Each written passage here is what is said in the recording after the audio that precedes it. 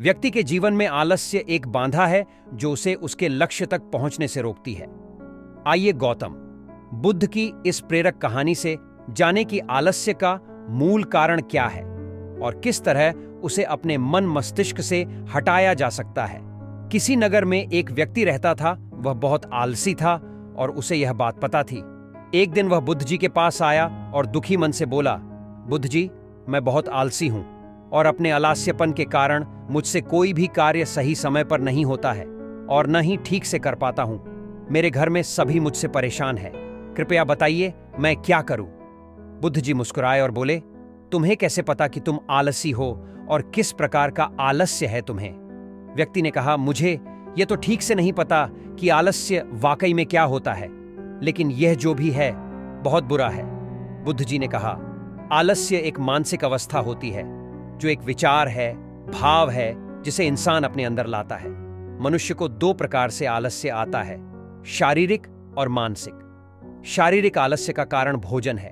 जब हम ऐसा भोजन करते हैं जिसमें खुद कोई जीवन नहीं है तो शरीर के लिए बोझ बन जाता है और फिर यह आलस्य पैदा करता है, क्योंकि हमारा शरीर भोजन से मिलने वाली ऊर्जा पर चलता है। जैसा भोजन हम इसे देते हैं वैसी ऊर्जा ये हम देता है। इसलिए आलस्य से बचना चाहते हो तो आराम और आसानी से पचने वाला भोजन करो जो प्राकृतिक रूप से हम मिलता है। शारीरिक स्तर पर ही दूसरा कारण है सही से ना बैठना, सही से ना सोना और सही से ना चलना। बुद्ध जी ने आश्रम के भिक्षुओं की तरफ इशारा किया और कहा, देखो इन भिक्षुओं को ध्यान से देखो। इनके चलने, बैठने और लेटने में संतुलन है। जब ये चलते हैं तो इनके पैरों के बीच तालमेल होता है। बैठते हैं तो गर्दन ऊपर और रीढ़ की हड्डी बिल्कुल सीधी होती है। जब लेटते हैं तो शरीर बिल्कुल स्थिर और तनाव रहित होता है, जिससे वे आरामदायक और गहरी नींद लेते हैं। व्यक्ति बोला, क्या पर्याप्त नींद आवश्यक है? बुद्ध बोले, हाँ ना, कम ना अधिक। यदि रात को पर्याप्त नींद नहीं लेते हो तो कल का दिन आलस्य और थकान से भरा होगा। व्यक्ति ने कहा, आपने सच कहा, यह मैंने भी महसूस किया है। बुद्ध बोले, शारीरिक स्तर पर तीसरा कारण है सुबह जल्दी ना उठना। जल्दी तभी उठ पाओगे जब रात को सही समय पर सोगे। इन आश्रम के भिक्षुओं को देखो, इनके रात का सोने का समय निश्चित है, तभी ये सब जल्दी उठते हैं। हर एक भिक्षु का अनुशासन होता है और वही इनके जीवन में संतुलन लाता है। इंसान अनुशासन को एक बंधन समझता है, लेकिन यह सच नहीं है। अनुशासन हमें बांधता नहीं बल्कि आजाद करता है। बुद्ध जी ने व्यक्ति से कहा, यदि आलस्य से बचना चाहते हो तो एक निश्चित दिनचर्या बना लो। व्यक्ति बोला, लेकिन शुरुआत कहां से करें? चलने से, बैठने से, लेटने से या सुबह जल्दी उठने से? बुद्ध जी बोले, इसी समय से। जो भी कर रहे हो उस ध्यान से करो। मन के स्तर से आलस्य को समझो। मानसिक स्तर का पहला कारण, जब हम किसी कार्य को करने के लिए खुद को काबिल नहीं समझते तो हम आलस्य आता है, क्योंकि हम वह कार्य पहले भी नहीं कर पाए थे। हम मन को यह नहीं समझाते कि पहले और अभी के कार्य में बहुत फर्क है। साथ ही मानसिक तौर पर हम वह नहीं है जो पहले थे। तब से लेकर अब तक हमने बहुत कुछ सीखा है। मानसिक आलस्य से बचना है तो खुद पर विश्वास करना सीखो। मानसिक स्तर पर दूसरा कारण है अलसी और छोटी सोच वाले व्यक्तियों के साथ रहना।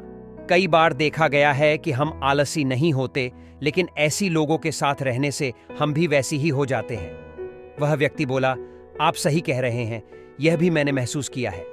बुद्ध बोले, मानसिक स्तर का तीसरा कारण है काम को टालना। मानसिक तनाव का सबसे बड़ा कारण है हमें पता नहीं चलता, लेकिन धीरे धीरे यह आदत हमारे अंदर घर कर जाती है और जिंदगी खराब कर सकती है। इसीलिए को कार्य आज कर सकते हैं उस आज ही करो, कल नहीं। बुद्ध ने कहा, मानसिक आलस्य का चौथा कारण है लक्ष्य स्पष्ट ना होना। मान लो तुम एक रेगिस्तान में फंसे हो और तुम्हें प्यास लगी है तो क्या करोगे? वह व्यक्ति बोला, मैं पानी ढूंढने के लिए आसपास किसी गांव की तलाश करूंगा। बुद्ध बोले, यदि गांव नहीं मिला तो क्या करोगे? वह व्यक्ति बोला, तो भी मैं ढूंढने का प्रयास करूंगा, क्योंकि मेरे पास और कोई विकल्प नहीं।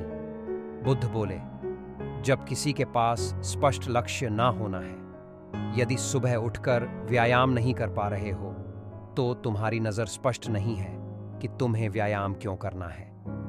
यदि तुम भविष्य में होने वाले रोगों के प्रति सचेत नहीं हो। मानसिक आलस्य का पांचवा कारण है किसी कार्य को करने की बड़ी वजह ना होना।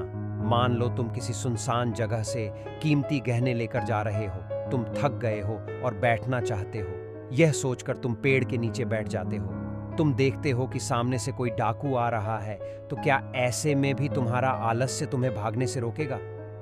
नहीं, तुम्हारा आलस्य सिर्फ उन्हीं कार्यों को करने से रोकता जिन्हें करने की बड़ी वजह नहीं होती है। बुद्ध ने कहा, मेरी बात ध्यान से सुनो। जहां स्पष्टता है और कार्य करने की बड़ी वजह, वह आलस्य हो ही नहीं सकता। वह व्यक्ति गौतम बुद्ध से बोला, मुझे आलस्य का सारा खेल समझ आ गया।